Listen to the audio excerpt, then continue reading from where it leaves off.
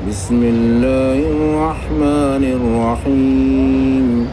شروع اللہ کا نام لے کر جو بڑا مہربان نہایت رحم والا ہے۔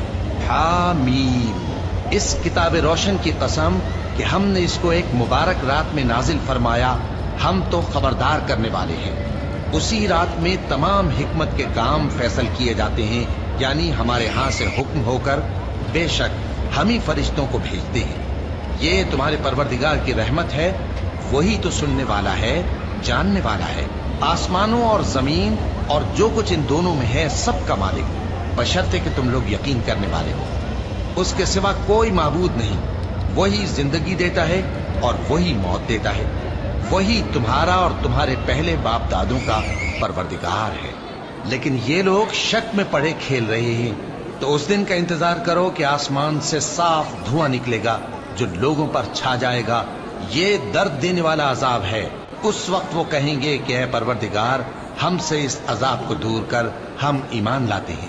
اس وقت ان کو نصیحت کہاں مفید ہوگی، جبکہ ان کے پاس پیغمبر آ چکے جو ہمارے احکام کھول کر بیان کر دیتے تھے۔ پھر انہوں نے ان سے منہ پھیر لیا اور کہنے لگے، یہ تو سکھایا پڑھایا ہوا ہے، دیوانہ ہے۔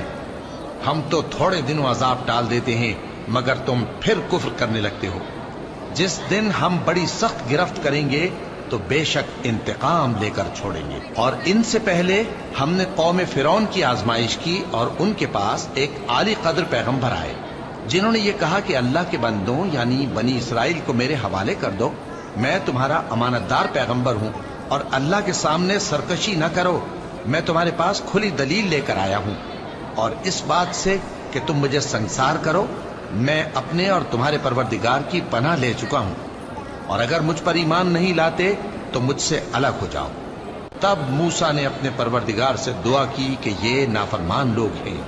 اللہ نے فرمایا کہ اچھا، میرے بندوں کو راتوں رات لے کر چلے جاؤ، اور فرعونی ضرور تمہارا تعاقب کریں گے، اور سمندر سے کہ ٹھہرا ہوا ہوگا پار ہو جانا، تمہارے بعد وہ پورا لشکر ڈبو دیا جائے گا۔ وہ لوگ بہت سے باغ اور چشمے چھوڑ گئے، اور کھیتیاں اور نفیس مکان اور آرام کی چیزیں جن میں وہ عیش کیا کرتے تھے۔ اسی طرح ہوا، اور ہم نے دوسرے لوگوں کو ان چیزوں کا مالک بنا دیا۔ پھر ان پر نہ تو آسمان اور زمین کو رونا آیا، اور نہ ان کو مہلت ہی دی گئی، اور ہم نے بنی اسرائیل کو ذلت کے عذاب سے نجات دی، یعنی فرعون سے۔ بے شک وہ سرکش اور حد سے نکلا ہوا تھا، اور ہم نے بنی اسرائیل کو اہل عالم میں سے علم کی بنیاد پر چنا تھا، اور ان کو ایسی نشانیاں دی تھیں جن میں کھلی آزمائش تھی۔ یہ لوگ یہ کہتے ہیں کہ ہمیں صرف پہلی دفعہ یعنی ایک بار مرنا ہے اور پھر اٹھنا نہیں۔ بس اگر تم سچے ہو تو ہمارے باپ دادا کو زندہ کر لا۔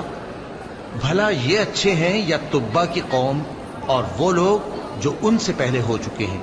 ہم نے ان سب کو ہلاک کر دیا، بے شک وہ گناہگار تھے۔ اور ہم نے آسمانوں اور زمین کو اور جو کچھ ان میں ہے اس کو کھیل کے لیے نہیں بنایا، ان کو ہم نے تدبیر سے پیدا کیا ہے، لیکن اکثر لوگ نہیں جانتے۔ کچھ شک نہیں کہ فیصلے کا دن ان سب کے جی اٹھنے کا وقت ہے، جس دن کوئی دوست کسی دوست کے کچھ کام نہ آئے گا، اور نہ ان کو مدد ملے گی مگر جس پر اللہ مہربانی کرے۔ بے شک وہی غالب ہے، بڑا مہربان ہے۔ بلا شبہ تھوہر کا درخت گناہگاروں کا کھانا ہوگا، جیسے پگھلا ہوا تانبا۔ وہ تھوہر پیٹوں میں اس طرح کھولے گا جس طرح گرم پانی کھولتا ہے۔ حکم دیا جائے گا کہ اس کو پکڑ لو اور کھینچتے ہوئے دوزخ کے بیچوں بیچ لے جاؤ، پھر اس کے سر پر کھولتا ہوا پانی اونڈیل دو کہ عذاب پر عذاب ہو۔ اب مزہ چکھ، تو بڑی عزت والا اور سردار تھا۔ یہ وہی دوزخ ہے جس میں تم لوگ شک کیا کرتے تھے۔ بے شک پرہیزگار لوگ چین کے مقام میں ہوں گے، یعنی باغوں اور چشموں میں باریک اور دبیز ریشم کا لباس پہن کر ایک دوسرے کے سامنے بیٹھے ہوں گے۔ وہاں اس طرح کا حال ہوگا، اور ہم بڑی بڑی آنکھوں والی حوروں کو ان کی بیویاں بنا دیں گے۔ وہاں امن و اطمینان سے ہر قسم کے میوے منگائیں گے اور کھائیں گے، اور پہلی دفعہ کے مرنے کے علاوہ موت کا مزہ پھر نہیں چکھیں گے، اور اللہ ان کو دوزخ کے عذاب سے بچا لے گا۔ یہ تمہارے پروردگار کا فضل ہے، یہی تو بڑی کامیابی ہے۔ ہم نے اس قرآن کو تمہاری زبان میں آسان کر دیا ہے تاکہ یہ لوگ نصیحت حاصل کریں۔